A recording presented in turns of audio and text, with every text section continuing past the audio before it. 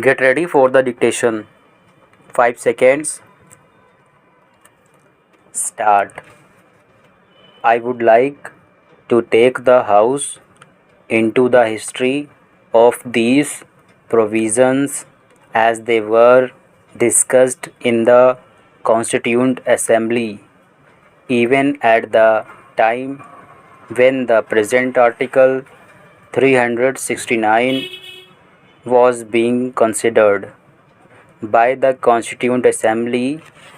There was a body of opinion which felt that limiting the parliamentary jurisdiction in respect of commodities like food grains and other agricultural products for a period of 5 years was taking a short view of the question.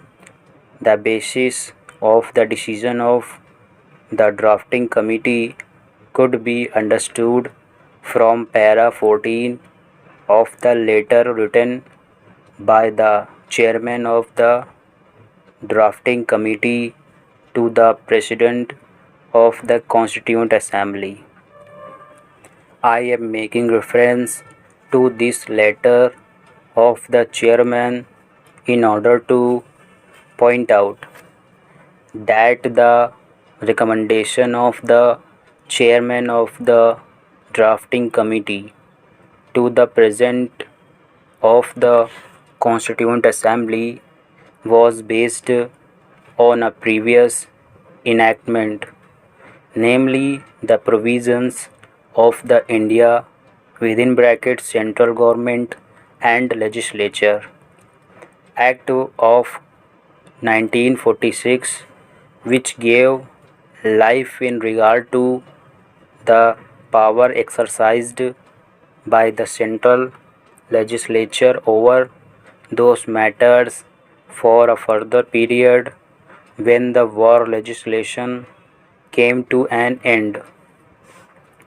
It is not often that one looks back to what happened during the time when the Constituent Assembly was discussing, but it did give me a certain pleasure when I was looking into the proceeding of the Constituent Assembly to find that a friend of ours who is a member of this house had the foresightedness to feel at the time when Article 306 of the draft constitution was being considered that the duration of the validity of the provisions of that article should be extended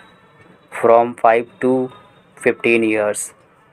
In fact, at that time, the honorable member expressed the opinion that in matters like foodstuffs, minerals, etc., the power of the government of India should be kept intact. Anyway, the Constituent Assembly did not accept the suggestion made by him.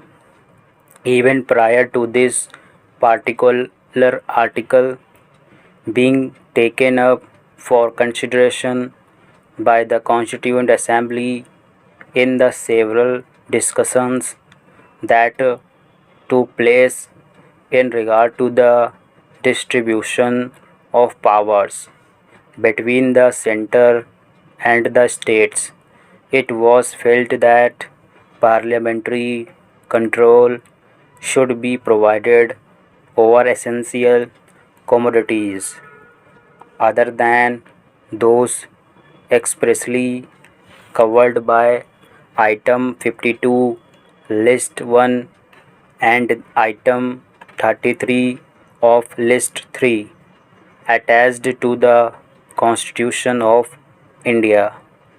Stop.